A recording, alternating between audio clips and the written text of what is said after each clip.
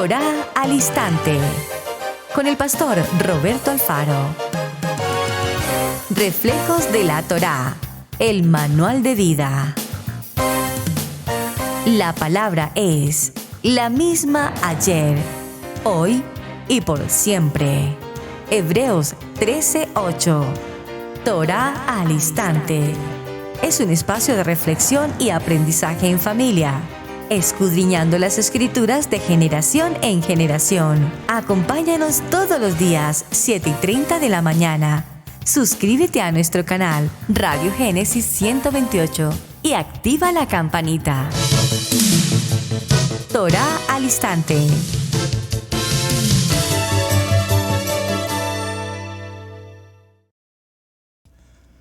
Shalom, mis amados hermanos, bienvenidos a este tiempo especial de Torá al Instante. Su hermano pastor Roberto Alfaro les saludo, como siempre, brindándoles la mejor y cordial bienvenida. Muchísimas gracias, amados hermanos de Israel Casa Integral en las Naciones. Estamos originando en la ciudad de Cherryville, Carolina del Norte, en los Estados Unidos. Bien, mis amados, una nueva semana, un tema apasionante, y continuamos con la jornada que traemos ya por varios días, en varias semanas, teniendo como foco, por supuesto, la circunstancia que ocurre en este mismo instante frente al conflicto de Israel-Gaza.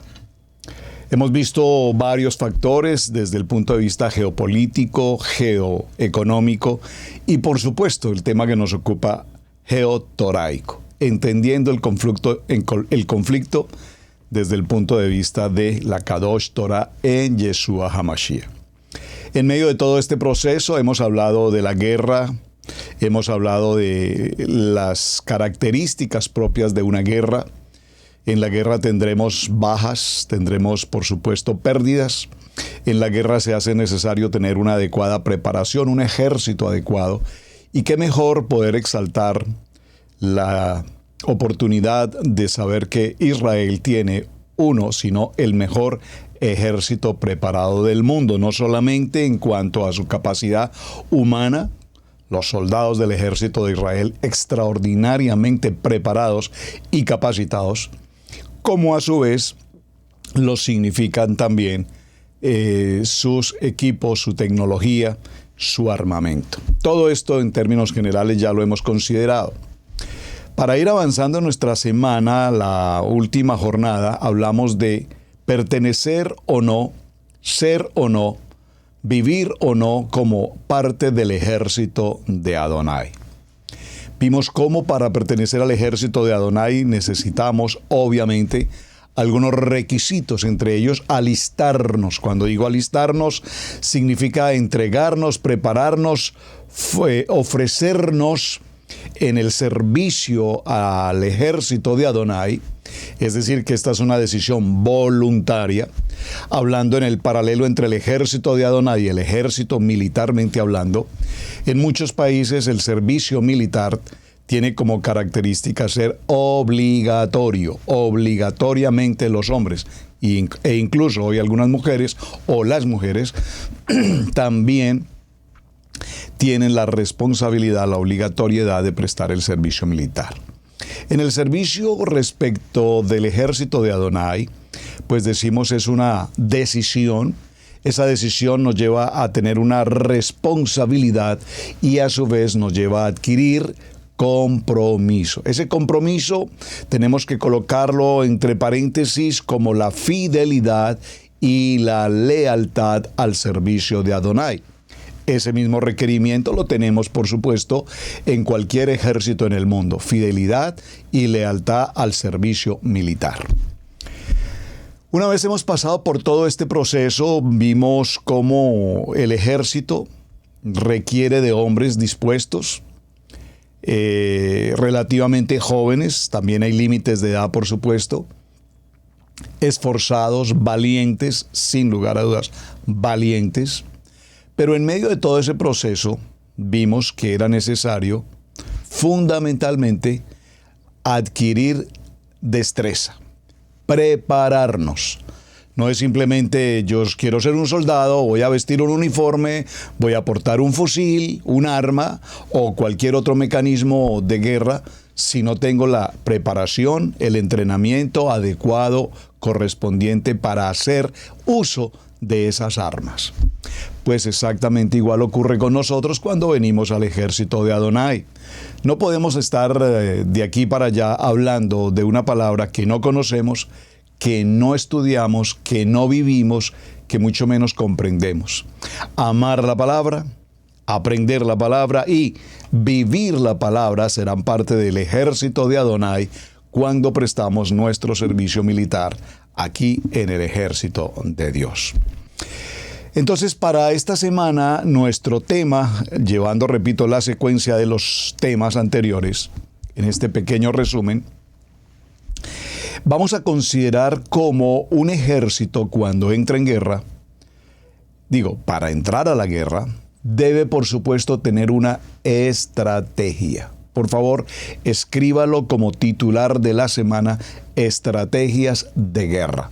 Si usted, por supuesto, ha estado al tanto de las noticias de Israel, notará que en la medida en que se fueron desarrollando los días, fueron pasando los días y las noticias nos anunciaban, el primer ministro de Israel, el señor Benjamín Netanyahu, dice que estamos en la primera parte de la estrategia de guerra. Esta primera estrategia consistía en bombardear lugares de los que por inteligencia y por conocimiento en la estrategia de guerra sabemos que son los lugares donde se almacenan armas, son los lugares donde reposan o desarrollan los ataques el ejército enemigo. Así sucesivamente pasaron varios días. 15 días después dijo el ministro, hoy tenemos una segunda estrategia. En la estrategia vamos a nuestro segundo paso y nuestro paso es pasar la frontera. Hoy ya van en el tercero, hoy ya están en el cuarto paso de la estrategia de guerra y cada una de esas estrategias, por favor recuerden, no fue algo que se les ocurrió ayer, la semana pasada. Es algo que ellos han vivido a lo largo de una historia de años y años y años. Pero no estaba en sus proyectos que ese 7 de octubre ocurriera la catástrofe que ocurrió con el ataque terrorista del grupo Hamas. Sin embargo, la estrategia de guerra ya estaba establecida y esa estrategia ha avanzado de una manera tan impresionante que para el día de hoy, en la grabación de este programa, prácticamente el 70 u 80% del territorio de Gaza está absolutamente bajo el control del ejército israelí. En su estrategia de guerra han logrado destruir los túneles más grandes, los más poderosos, han encontrado armamento, fábricas de armamento, documentación, elementos de guerra importantísimos en la estrategia militar que ha conllevado a que su estrategia no solamente vaya bien, sino que aún mejore en los próximos días gracias a todos los elementos de guerra, repito, que han encontrado según la estrategia de combate. Se han capturado a un sinnúmero de personas, líderes, muchos de ellos se han tenido que rendir definitivamente ante el poder del ejército de Israel. Por lo tanto, nuestro tema de esta semana será estrategia. No podemos ir a una guerra si no tenemos una estrategia. ¿Qué es una estrategia? Un plan de acción. Recordemos que la guerra tenemos que verla en dos sentidos. La guerra desde el punto de vista espiritual y la guerra desde el punto de vista físico, material.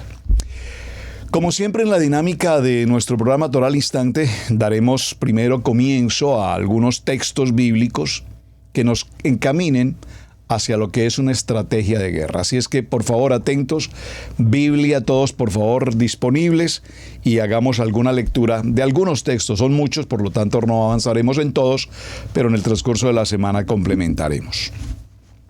Veamos, por ejemplo, libro de Josué, capítulo 8, verso 5. Y yo y todo el pueblo que me acompaña nos acercaremos a la ciudad. Y sucederá que cuando ellos salgan a nuestro encuentro, como la primera vez, nosotros huiremos delante de ellos. Jueces capítulo 7, verso 16. y dividió los 300 hombres en 3 compañías, y puso trompetas y cántaros vacíos en las manos de todos ellos, con antorchas dentro de los cántaros. Jueces capítulo 20, verso 32. Y los hijos de Benjamín dijeron: están derrotados delante de nosotros como la primera vez. Pero los hijos de Israel dijeron: huyamos para que los alejemos de la ciudad hacia los caminos. Bereshit capítulo 14, verso 14. Al oír Abraham que su pariente Lot había sido llevado cautivo, movilizó a sus hombres adiestrados, nacidos en su casa, 318, y salió en su persecución hasta Dan. Bereshit capítulo 32, verso 7. Entonces Jacob tuvo mucho temor y se angustió, y dividió la gente que estaba con él, y las ovejas, y las vacas, y los camellos, en 2 campamentos. Josué capítulo 8, versos 3 al 25, lo vamos a leer solo una primera parte. Y Josué se levantó con todo el pueblo de guerra para subir a Jai. Escogió Josué 30,000 hombres, valientes, guerreros. Los envió de noche y les dio órdenes. Mirad, vais a poner emboscada a la ciudad por detrás de ella. No os alejéis mucho de la ciudad, sino estad todos alerta. Y yo y todo el pueblo que me acompaña nos acercaremos a la ciudad, y sucederá que cuando ellos salgan a nuestro encuentro, como la primera vez, nosotros huiremos delante de ellos. Juan capítulo 7, verso 16. Y dividió los 300 hombres en 3 compañías y puso trompetas. Ya habíamos leído ese texto, Jueces capítulo 7, verso 16, Jueces 20, 29. Puso pues Israel emboscadas alrededor de Gibea. Los hijos de Israel subieron contra los hijos de Benjamín al tercer día, y se pusieron en orden de batalla contra Gibea, como las otras veces. Y salieron los hijos de Benjamín contra el pueblo, siendo alejados de la ciudad, y comenzaron como las otras veces a herir y a matar a algunos del pueblo por los caminos, uno de los cuales sube a Betel y el otro a Gibea. En campo abierto mataron a unos 30 hombres de Israel. Segundo libro de Samuel, capítulo 15, verso 32. Sucedió que mientras David se acercaba a la cumbre donde se adoraba a Adonai, he aquí Usaí arquita salió a su encuentro con su manto desgarrado y polvo sobre la cabeza. Y David le dijo: si pasas conmigo, entonces me serás una carga. Pero si regresas a la ciudad y dices a Absalón: seré tu siervo, oh rey, como en el pasado he sido siervo de tu padre, así ahora seré tu siervo, entonces harás nulo el consejo de Ahitofel en favor mío. Segundo libro de Samuel, capítulo 17, verso 7.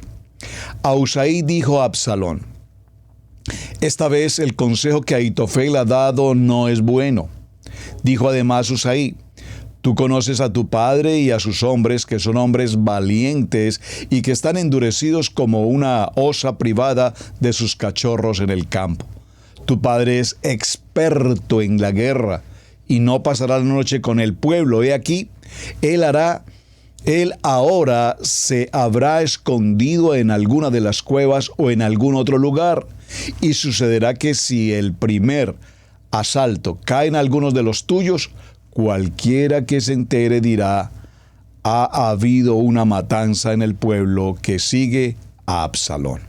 Bueno, vamos a leer 2 más y vamos a dejarlo hasta este punto. Libro de Isaías, capítulo 15, verso 1.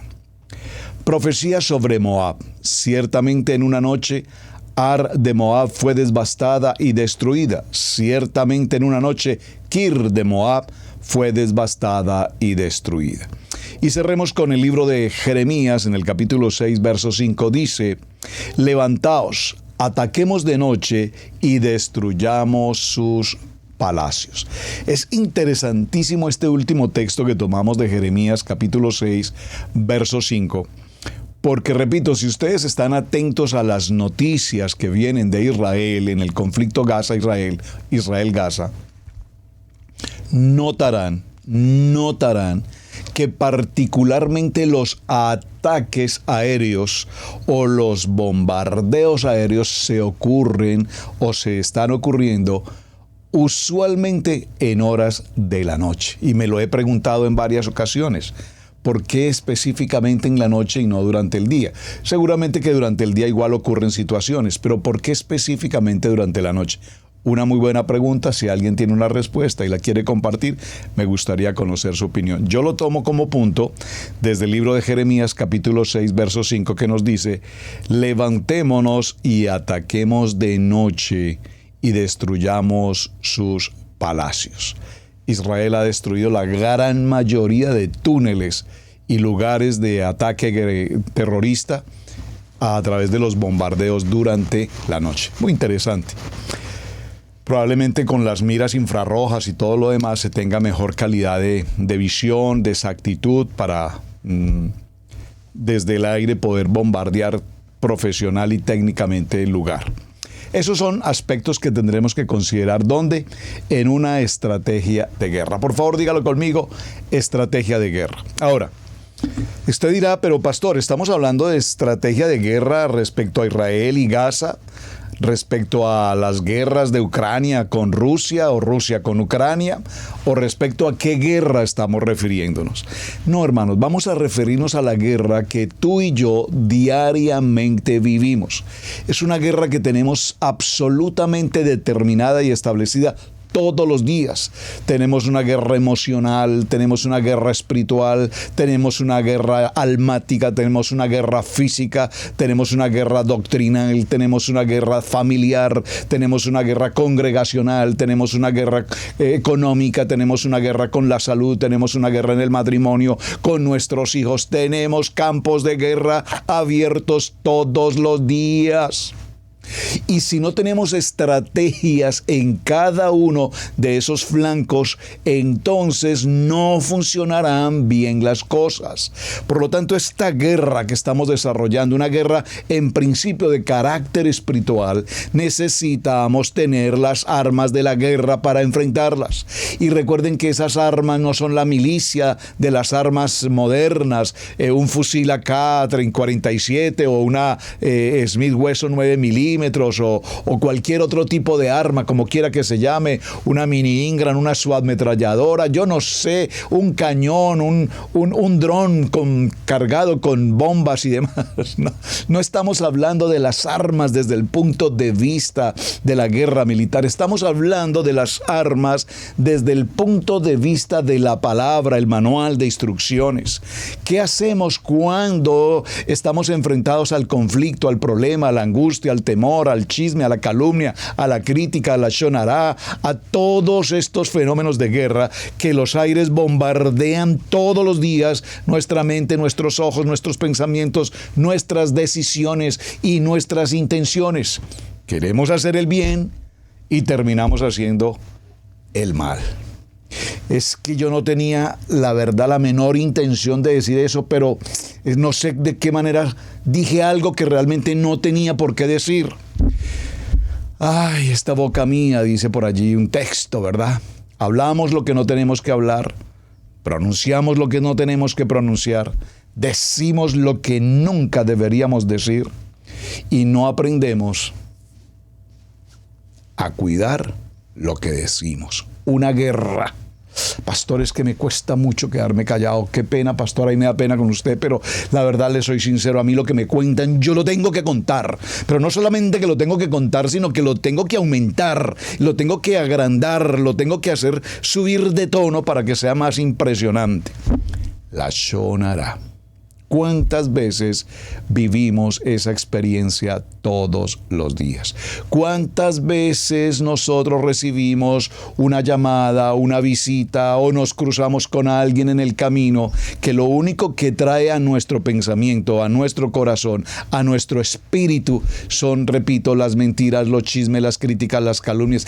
¿Verdad? Ay, no puede ser, ¿cómo así? ¿Y usted cómo se enteró? No, pues lo que te voy a contar, pues la verdad, mira, esto te lo cuento a ti, pues porque sé que puedo contar contigo, pero la verdad esto no lo puede saber nadie. Ah, no, por favor, no te preocupes, que nadie lo... Tú sabes que de mi boca no sale una sola palabra. Así, como dirían en Colombia, serán guayabas. Que lo entendió. Ay, amigo. Cuando hablamos de guerra, repito, quiero referirme a una guerra que tiene que ver con el aspecto almático, con las personas, con los hombres, con la humanidad. Y la línea de combate que se establece frente a este tipo de guerra la vemos desde el primer momento en el libro de Bereshit. En toda la creación, el hombre, la mujer, reciben el huerto, el Edén, el disfrute de toda la creación. Y en el proceso de toda la creación, como lo vimos en el Haftará, en el libro de Reyes, primer libro de Reyes, en el capítulo 1, vimos cómo nos hablaba de Adonai coloca límites. Todo lo que nosotros hacemos en el campo de guerra tiene límites. Cuando extralimitamos esas funciones, entonces la guerra se convierte en algo extremadamente caótico. Observen. Adonai le habla al varón y a la mujer y les entrega una orden. Ustedes pueden disfrutar de todo cuanto hay en el huerto. Toda la creación la pongo a su disposición. Ustedes son autónomos, mayordomos, autoridad, gobierno. Pero dentro de todo este proceso solamente hay algo que ustedes no deben hacer. Y es entrar dentro de ese huerto a participar del punto de lo que conocemos, en el árbol del conocimiento del bien y del mal. Ya hicimos un programa sobre ese tema que fue realmente interesante. Y vemos cómo se nos dice que allí la mujer habla con el adversario, con Hasatán, con el enemigo. Habla y habla más de lo que tiene que hablar y dice más de lo que tiene que decir e incurre en la falencia del Lashon Hara. Y al hablar con el enemigo le seduce, el enemigo le encanta, le produce, comillas, encantamiento, le trae beneficio, le trae retos, le enfrenta y le propone. No, es que esto no va a ser así. Si ustedes comen del alimento, del bien y del mal, serán como Dios, tendrán de todo y aprenderán esto y aprenderán lo otro. Ya usted conoce la historia. Por eso la guerra a la que nos estamos refiriendo, repito, tiene que ver con la actitud, con la integridad, con la obediencia, con la moralidad, con el principio, con el fundamento que el Eterno nos ha entregado para que el reino que Él nos entrega sea un reino que camine, repito, conforme al propósito. En el libro de 1 Corintios, capítulo 14, verso 18, Rab Shaul nos dice: y si la trompeta diere sonido incierto, ¿quién se preparará para la batalla? Y en el libro de Apocalipsis nos habla de una gran batalla en el cielo. Apocalipsis capítulo 12, verso 7. ¿Qué clase de batalla es esta? ¿De qué guerra se está hablando? El libro de Isaías profetiza acerca de nuestra época sobre este mismo tema y nos dice en Isaías capítulo 5, verso 20, por favor léalo conmigo, léalo por favor, Isaías capítulo 5, verso 20. Hay de los que a lo malo dicen bueno y a lo bueno malo, que hacen de la luz tinieblas y de las tinieblas luz, que ponen lo amargo por dulce y lo dulce por amargo. Nuestro enemigo, el adversario, ofrece una extraña mezcla con solo una cantidad suficiente de lo bueno como para enmascarar el mal a lo largo de su camino y cuesta abajo nos lleva hacia una destrucción. Porque he aquí, en aquel día, Él enfurecerá los corazones de los hijos de los hombres y los agitará y la ira contra lo que es bueno. Así es que, mis amados hermanos, tenemos un enemigo, un adversario perverso. Malo, malo, malo. Como diría por ahí alguien alguna vez, malo, malo, malo. Y por lo tanto, este enemigo, nuestro adversario, lo primero que nos trae es que el libre albedrío puede justificar la destrucción de una vida humana, como por ejemplo a través del aborto. Segundo, el adversario nos trae a la mente la posibilidad de que todo tipo de relación íntima fuera del matrimonio o entre personas del mismo sexo, pues son normales. Aquí lo importante no es el género, aquí lo importante es el amor. Y la castidad y la fidelidad son principios pasados de moda y que hoy los podemos permitir absolutamente en medio de esta sociedad de mente abierta y que se considera como totalmente claro para todos los seres humanos. Es decir, que la guerra que el adversario nos trae nos la endulza con una porción de dulce, con una ligera sensación de que todo está bien y de que todo lo podemos hacer. Es decir, no pensemos en asuntos religiosos, no nos volvamos tan radicalistas o tan legalistas, porque en el siglo moderno, para el tiempo que vivimos, debemos caminar con una mente abierta. Bueno, cuando esto ocurre, tenemos que recordar las guerras que la Torá nos enseña a lo largo de la historia, como por ejemplo la que ocurre en Sodoma y Gomorra. Como vemos, en ese lugar había el nivel más alto de pecado, de inmundicia, de perversión, especialmente en el área sexual, que hasta los días de hoy igual estamos en esa misma circunstancia, y es así como entonces Adonai toma una decisión y es eliminar, destruir, erradicar por completo este tipo de situación de la vida del hombre.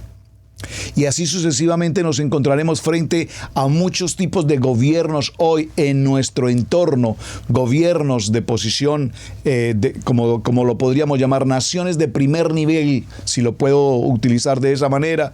Hoy tenemos gobiernos o naciones de primer nivel, de segundo nivel o de tercer nivel. Y dentro de esas del tercer nivel, casi que la mayoría de nuestros países clasifican en ese orden.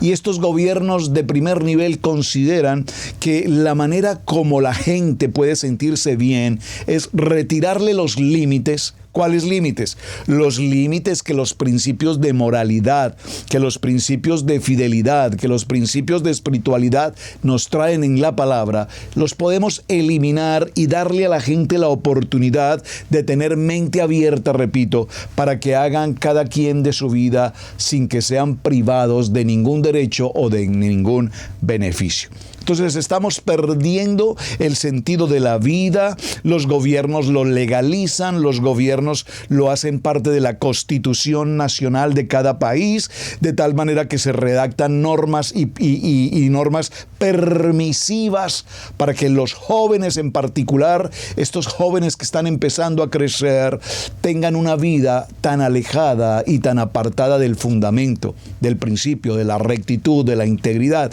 y del temor de Adonai, para que vivan vidas total y absolutamente desenfrenadas.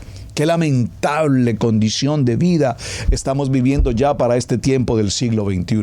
No solamente la adicción a las drogas, y no solamente jóvenes. Por supuesto, personas en todas las edades entraron en esa condición de adicción a las drogas, y esa, lo voy a decir por favor con respeto, esa maldita adicción, no solamente a las drogas, sino a los juegos de internet, a todo lo que tiene que ver con distracción de la mente, entre otras miles de circunstancias, nos han llevado a una guerra que aparentemente suena bien, todo está bien, pero que en el trasfondo de esta guerra que estamos viviendo, padres, los pastores, los líderes, las familias que tenemos el corazón con Adonai, sabemos que estamos viviendo una guerra catastrófica en nuestros hogares, cuando nuestros hijos se nos escapan de las manos, cuando nuestros hijos no reciben la autoridad de los padres, no la respetan, no la honran, y vemos que entonces el caos ha sido parte de lo que hoy estamos viviendo. El mundo camina en una miopía total y absoluta, espiritualmente hablando, frente a una incapacidad de ver al mundo, a la juventud, desperdiciándose, a una juventud tan absolutamente perdida en las nebulosas, en tantas circunstancias, con unos niveles de insensibilidad en cuanto a lo que ocurre a nuestro alrededor, que finalmente, pues mientras no ocurra en mi casa, o en mi hogar, o en mi familia, o en mi matrimonio, no me importa lo que ocurra con otras gentes. Cada quien mire cómo va a solucionar su problema. Pero repito, esta insensibilidad que tenemos hoy frente a las catástrofes, no solamente desde el punto de vista de guerra, sino la insensibilidad que tenemos hoy justo frente a los problemas de los huracanes, los terremotos y demás, pues mientras eso ocurra por allá, yo no tengo problema. Lo importante es que aquí en mi casita todos estemos bien. Hermanos, hemos perdido el afecto por los seres humanos. Ya hoy se habla de masacres, de muertes, de miles de gentes, que un joven entra a un lugar y asesina a 30, 40 personas. Bueno, eso es ya una práctica normal. Y los jóvenes dicen, oh, ese mató a 30, bueno, yo quiero entrar a hacer lo mismo, pero yo quiero superar el récord para que yo pueda ser el que más muertes he podido causar. Ustedes seguramente escucharon una de las conversaciones de estos terroristas de Hamás en Israel, cuando un hijo llama a su padre y le dice, padre, hoy he matado con mis propias manos 10 judíos. Y su padre le dice, hijo, estoy orgulloso de ti. Ese es el pensamiento que estamos combatiendo hoy. La guerra, hermanos, que estamos viviendo hoy es una guerra que tiene como fundamento la mente, que tiene como fundamento la muerte y la insensibilidad de los seres humanos. El endurecimiento de los corazones de los hombres por sus vías, por sus arterias espirituales, pareciera ser que se han caducado, pareciera ser que ya no circula el oxígeno, pareciera ser que ya el ser humano no tiene ningún valor que lo acerque a la vida, a la familia, al hermano. Esta dependencia que el mundo tiene de su manera de pensar, esta dependencia que el mundo tiene repito, de las drogas, aún incluso cuando hablo de drogas me refiero al concepto de drogas alucinógenas, entre otras. Pero ¿qué hacer del asunto de las drogas en el sentido de los medicamentos? Nos formaron, nos estructuraron a lo largo de los años para ser dependientes de tal medicamento, para esto, para lo otro. Tenemos medicamentos por miles de medicamentos para todo tipo de circunstancias. Medicamentos que no solamente tienen costos elevados, sino que por demás, repito, nos volvemos dependientes de cada día estar consumiendo algún tipo de medicamento para cualquier tipo de circunstancia que probablemente aún ni siquiera los necesitemos. En medio de todo este proceso se levantan voces airadas, voces con dolor, voces en angustia. Proclamas a Adonai, Padre, ¿por qué ocurre esto? Padre, ¿por qué ocurre esto? ¿Por qué hay tanta abuso? ¿Por qué hay tanta muerte? ¿Por qué hay tanta corrupción? ¿Por qué hay tanto engaño? ¿Por qué tenemos que estar aceptando un tipo de vida en el que nos produce temor tan solo salir de la puerta de nuestra casa y aún dentro de nuestra casa? Saben, amados, en los Estados Unidos de América se establece que es no solamente una potencia mundial en cuanto al armamento, al ejército, a las armas de guerra, y repito, al ejército en el sentido de los soldados en las líneas, en el Army, en el Navy, en todas las estructuras militares, que además de esto hay que sumarle el número de armas ilegales que hay en las calles, y adicional a esto debemos sumarle el gran número de armas legalmente registradas que están en cada familia de los Estados Unidos de América. Se dice que las familias de los Estados Unidos de América son las familias más armadas del mundo. Más armadas del mundo. Yo no tengo en casa un arma, una pistola, una escopeta, un fusil, no tengo un arma. Fui durante muchos años, algunos conocen de mi testimonio, porté armas por más de 12 años, porté arma, el arma era mi diario vivir, tenía que usar mi arma, cargar mi arma, portar mi arma, yo creo que no salía ni al baño si no tenía un arma disponible en mi mano. Bueno, era un poco la obsesión que se convierte esto. Pero alguna vez fui víctima de un asalto callejero, y en medio de ese asalto callejero, con mi propia arma de dotación oficial, estuvieron a punto de quitarme la vida. Ese día aprendí una gran lección y le prometí a mi padre, sin conocer aún de la palabra, pero se lo prometí a él, que nunca más en mi vida, en mis manos, volvería a tener un arma de fuego. Nunca más. Aún aquí en casa a veces tenemos conversaciones.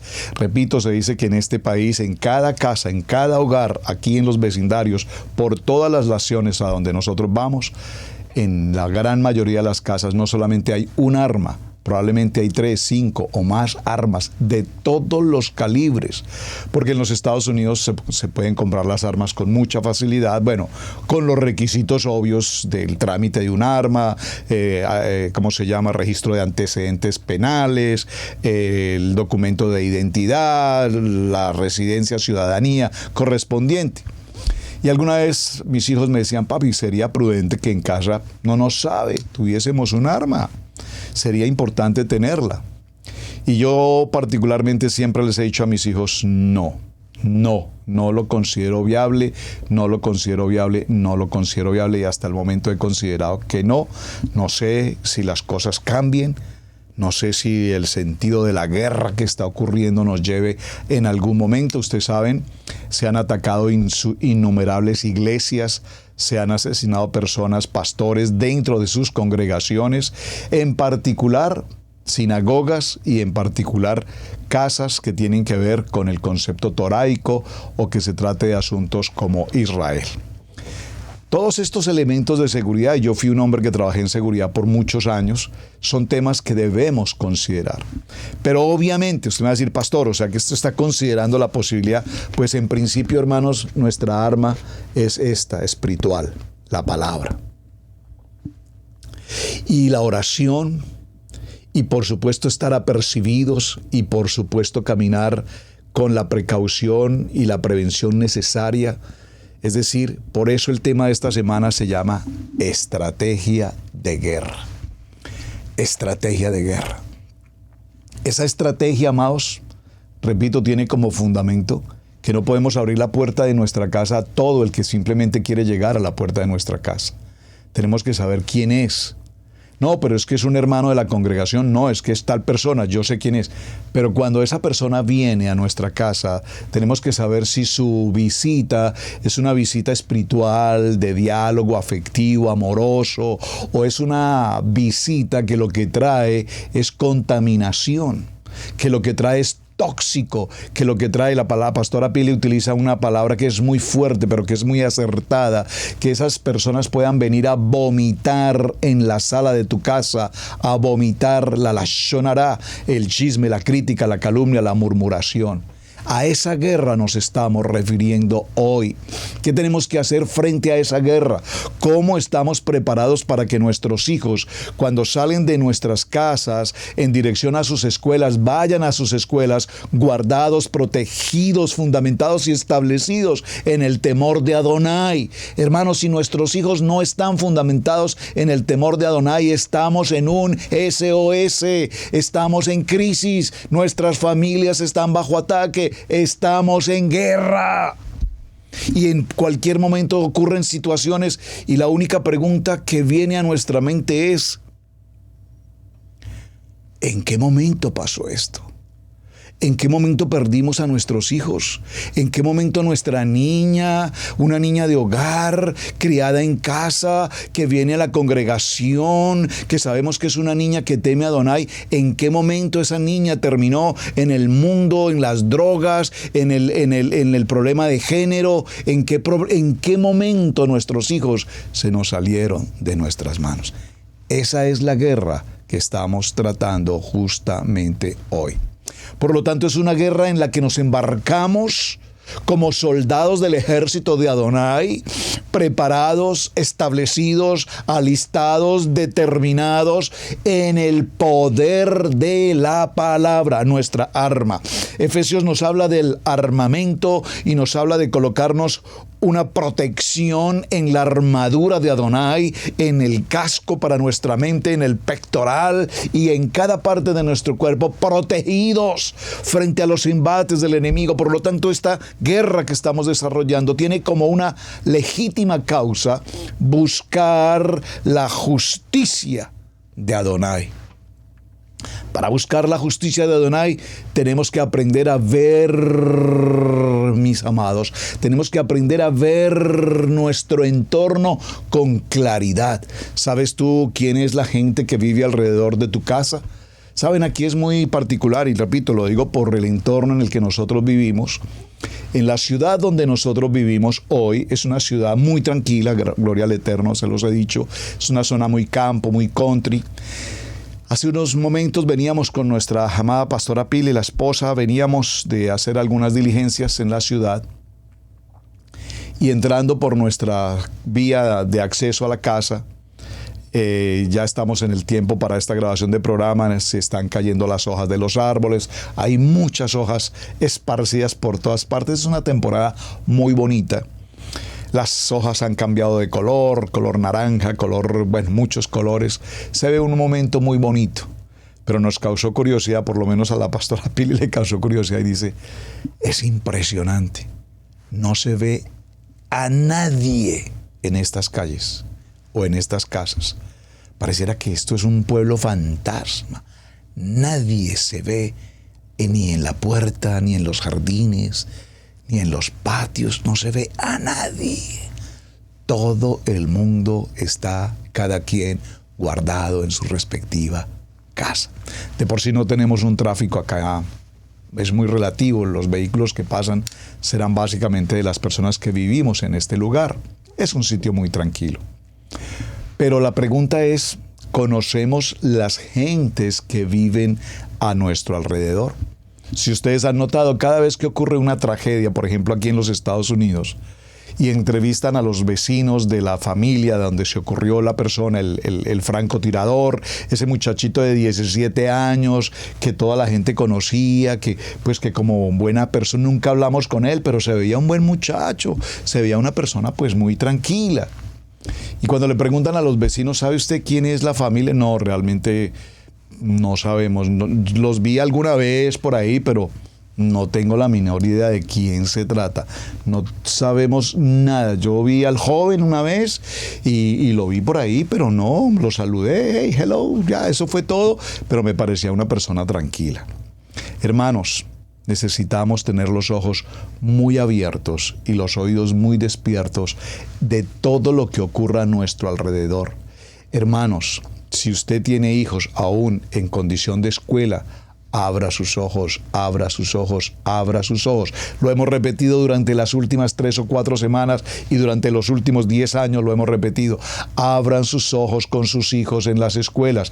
No solamente en las escuelas, en el elementary school, en el high school, en el middle school, en las universidades. Abran sus ojos, padres. Estamos en guerra. Nuestros hijos, donde quiera que vayan, son el blanco perfecto del adversario hoy, queriéndoles tomar su mente, sus emociones, sus sentimientos, su fe, y derribando la fe y llevándolos a doctrinas terroristas, a doctrinas de género, a doctrinas apartados de Adonai, a doctrinas donde regresen a casa odiando a Adonai, odiando a sus padres, odiando a sus hermanos. Estamos en guerra, hermanos. No solamente es la guerra de Rusia-Ucrania, no solamente es la guerra de Israel-Gaza, esa guerra terrorífica que estamos viviendo. Necesitamos hablar y mirar con claridad a nuestro entorno.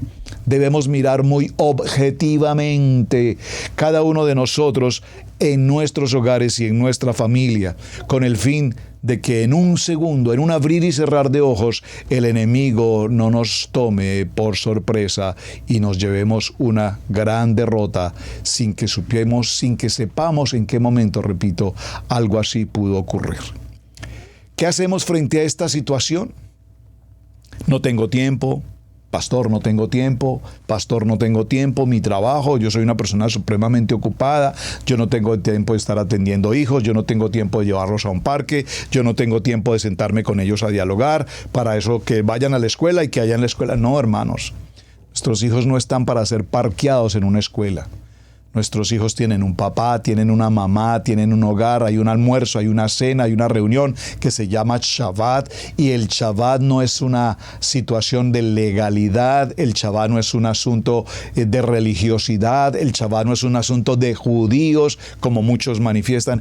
El Shabbat es ese momento especial de familia en el que nos podemos sentar con alegría, en shalom, en paz, esposo, esposa, hijos, y si hay alguien más de la familia, por supuesto, bienvenidos todos a la mesa, y en la mesa compartir un tiempo de familia. ¿Cómo estuvo la semana? No nos hemos visto durante una semana. Es un buen momento de hablar. ¿Cómo te fue, hijo? ¿Cómo va la universidad? Cuéntame, papá, cómo están estas cosas. Hija, cuéntame cómo va tu escuela. Hijo, por favor, cuéntame cómo vas con tus maestros, cómo están tus compañeros de escuela. Cuéntame quiénes son tus amigos, quiénes son las personas con quien tú tratas, qué deporte estás practicando. ¿Sabes algunos de estos detalles de tus hijos? Shabbat es esa arma poderosa que el Eterno nos entregó para que nos reunamos juntos en familia y poder compartir entre todos nosotros nuestras circunstancias, nuestras situaciones, nuestros momentos, nuestras necesidades. Por favor, lo digo con amor y lo digo con respeto. Por lo menos en esta casa de la familia Alfaro, así funciona. Estamos ocupados durante semana en muchas cosas. Bueno, ya tengo mis 3 hijos, son adultos, cada uno va a su trabajo, atiende sus responsabilidades, sus compromisos, sus gestiones, aquí, allá. Ellos entran, salen, van, vienen, hola, pa, hola, ¿cómo estás? Va, hijo, pa. Durante la semana, ese es nuestro diario vivir. Pero el Shabbat es una orden de guerra. Es una estrategia militar. Espero que me esté recibiendo la palabra. En Shabbat, todas sus actividades, todas sus responsabilidades, todos sus compromisos se cancelan después de las 5 de la tarde. Cada quien dejará de hacer lo que tiene que hacer porque hay una cita de guerra, hay una cita en una estrategia de guerra que es la familia, reunirnos en familia. Entonces nos sentamos a la sala, estamos allí, vemos algunas cosas de las noticias, compartimos los acontecimientos que están ocurriendo, ya se tiene preparada la mesa, ya está disponible el Shabbat, ya está compartiendo, ya se está preparado el alimento, sentamos a la mesa, desarrollamos nuestro Shabbat, hacemos nuestras oraciones, tenemos nuestro tiempo de Shema, hacemos todo lo que es el proceso de Shabbat, luego compartimos los alimentos, estamos compartiendo las actividades del día a día, cómo te fue en esto, cómo pasó acá, qué pasó aquí, qué pasó allá, esto, lo otro. Y hermanos, esos tiempos sagrados de familia producen resultados extraordinariamente importantes. Muchas veces ustedes me han preguntado, ¿cómo han logrado tener a esos 3 varones? Por favor, no son la última Coca-Cola en el desierto, son 3 jóvenes que aman al Señor. Pero formarlos, establecerlos, fundamentarlos, ha sido un trabajo que ha significado para nosotros una estrategia de guerra desde hace 30 años, 33 años. no empezó ayer. Hemos tenido que trabajar año tras año tras año. Hemos cometido errores, nos hemos equivocado en muchas áreas. Hemos tenido que hacer correcciones, papá, mamá e hijos. Hemos tenido todos que aprender a corregir nuestros errores.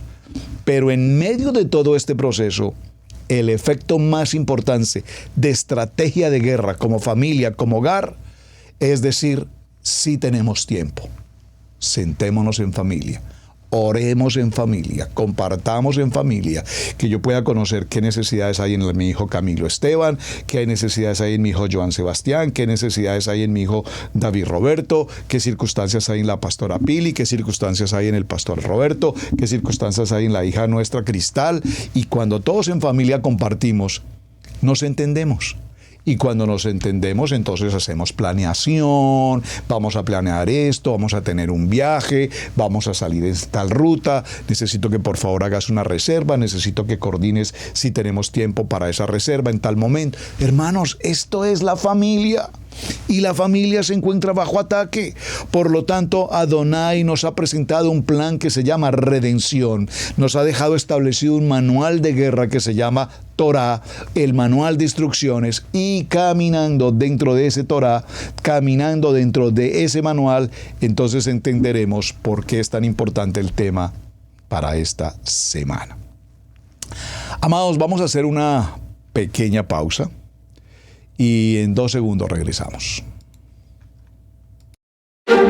¿Qué significa la fiesta del Eterno? ¿Cómo se celebra? ¿Debo celebrarla? Acompaña a los pastores Alfaro en este viaje bíblico. Queremos enseñarte de una manera bíblica cómo celebrar estas fiestas y su cumplimiento en el futuro.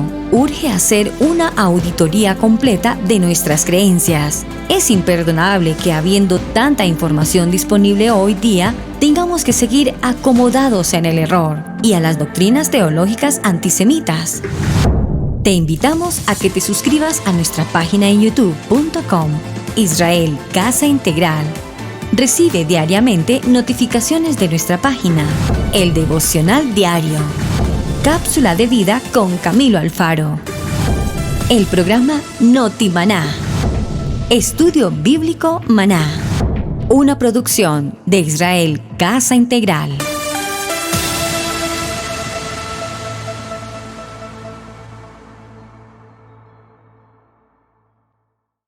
Bueno, mis amados, muy bien. Esta semana compartía un querido hermano de la congregación en nuestro cierre de Shabbat, compartió un testimonio. Y dentro de su testimonio, él hablaba de la importancia de estar quietos. Para quienes estuvieron en nuestro Shabbat para este tiempo, recordarán el testimonio de este hermano, nuestro hermano Miguel, y él hablaba, estad quietos, estad quietos. Estad quietos. Él decía, yo soy una persona hiperactiva. Todos los días me mantengo ocupado desde muy temprano madrugado. En la mañana salgo, tengo actividades, compromisos, citas de su empresa, etcétera, etcétera. Pero Adonai lo llamó a una semana de quietud. Estad quietos. Y mientras él compartía su testimonio, y en el transcurso del fin de semana, le preguntaba a Adonai cuál será mi tema para esta semana. Hablando del ejército, pertenecer a un ejército, entender la disciplina, la formación, el uniforme, las armas, la obediencia, los grados militares, las órdenes se cumplen o la milicia se acaba. ¿Qué podemos continuar en esa misma línea? Y el Eterno trajo a mi corazón, estad quietos, estad quietos. Dejen que yo haga. Yo voy a hacer. En medio de la guerra, en medio de toda esta opresión, en medio de toda esta circunstancia del adversario que es piedra de tropiezo cada día en nuestro caminar, Adonai dice, estad quietos. Entonces inmediatamente vino a mi corazón, por supuesto, un texto que ya hemos compartido en muchas ocasiones, que a mí en lo personal me bendice enormemente, y si lo podemos repetir una y mil veces más, será excelente en buen momento, que es el segundo libro de Crónicas en el capítulo 20. Vamos a hacer los últimos minutos, dejando como introducción este tema del segundo libro de Crónicas, capítulo 20. Por favor, vaya a su Biblia y lea conmigo estas notas. A partir del verso 1. Segundo libro de Crónicas, capítulo 20, verso 1. Victoria sobre Moab y Amón. Ya sabemos quién es Moab y quién es Amón. Los moabitas y los amonitas. Ustedes recordarán que estos dos pueblos vienen de la circunstancia de Lot con sus dos hijas, incesto y demás. De allí vienen estos dos personajes, pueblos hasta nuestros días. Pasadas estas cosas, aconteció que los hijos de Moab y de Amón, y con ellos otros de los amonitas, vinieron contra Josafat a la guerra. Y acudieron algunos y dieron aviso a Josafat diciendo: contra ti viene una gran multitud del otro lado del mar y de Siria. Y he aquí están en Hasesón Tamar, que es en Gadí. Entonces Josafat tuvo temor. Y Josafat humilló su rostro para consultar a Adonai e hizo pregonar ayuno a todo Judá. Se reunieron los de Judá para pedir socorro a Adonai, y también de todas las ciudades de Judá vinieron a pedir ayuda a Adonai. Entonces Josafat se puso en pie en la asamblea de Judá y de Jerusalén, en la casa de Adonai, delante del atrio nuevo. Y dijo: Adonai, Elohim de nuestros padres, Abraham, Isaac y Jacob, ¿no eres tú Elohim en los cielos y tienes dominio sobre todos los reinos de las naciones? ¿No está en tu mano tal fuerza y poder que no hay quien te resista? Adonai nuestro, ¿no echaste tú los moradores de esta tierra delante de tu pueblo Israel y la diste a la descendencia de Abraham, tu amigo? Subráyelo, para siempre. Y ellos han habitado en ella y te han edificado en ella santuario a tu nombre, diciendo: si mal viniere sobre nosotros, o espada de castigo, o pestilencia, o hambre, nos presentaremos delante de esta casa y delante de ti, porque tu nombre está en esta casa. Y a causa de nuestras tribulaciones clamaremos a ti, y tú nos oirás y salvarás. Ahora pues, he aquí, los hijos de Amón y de Moab, y los del monte de Seir, a cuya tierra no quisiste que pasara a Israel cuando venía de la tierra de Egipto, sino que se apartase de ellos y no los destruyese. He aquí ellos nos dan el pago viniendo a arrojarnos de la heredad que tú nos diste en posesión. Oh Adonai nuestro, ¿no los juzgarás tú? Porque en nosotros no hay fuerza con tan grande multitud que viene contra nosotros. No sabemos qué hacer y a ti volvemos nuestros ojos. Y todo Judá estaba en pie delante de Adonai con sus niños y sus mujeres y sus hijos.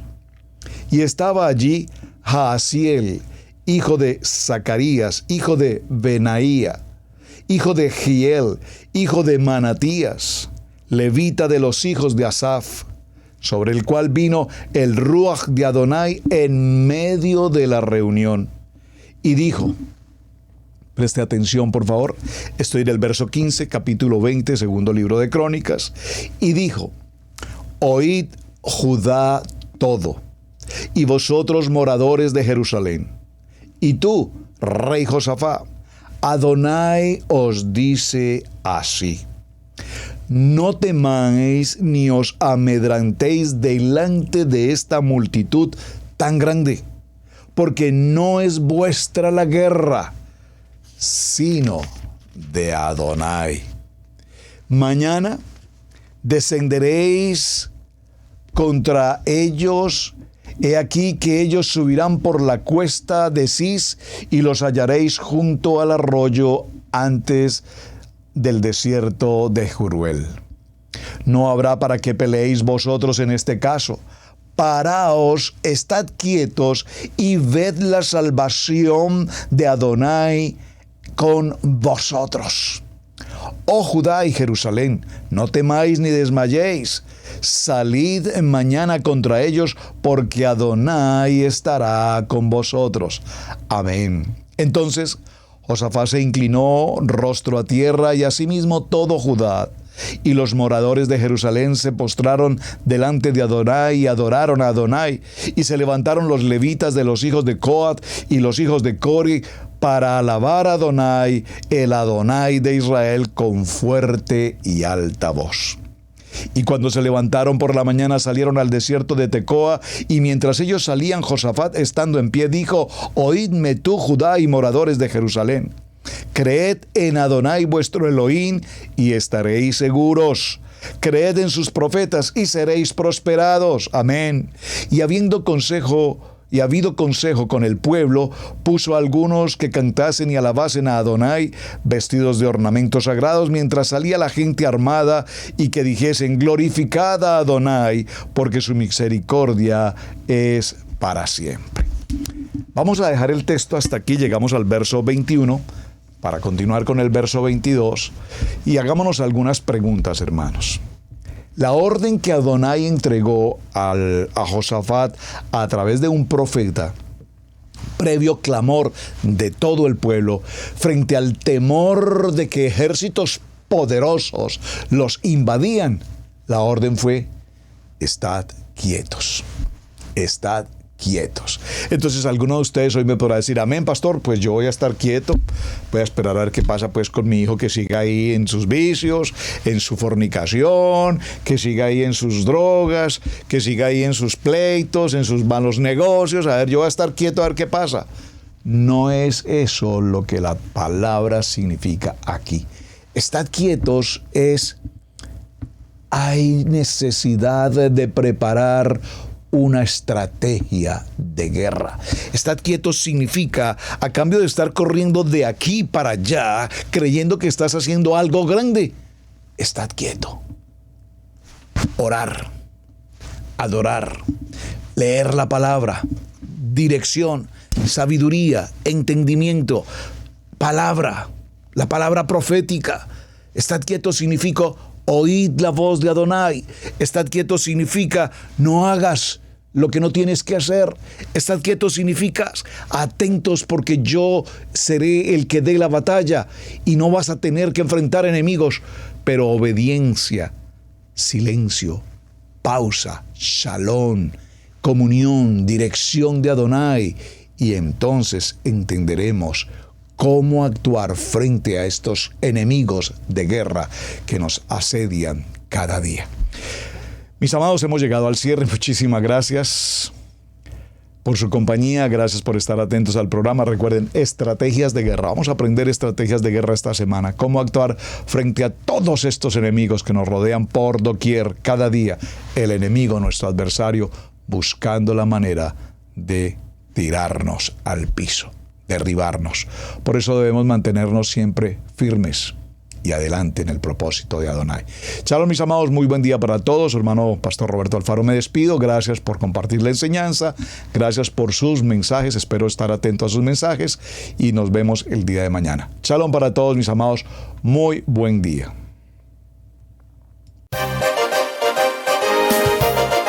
Hemos presentado Torá al Instante con el pastor Roberto Alfaro.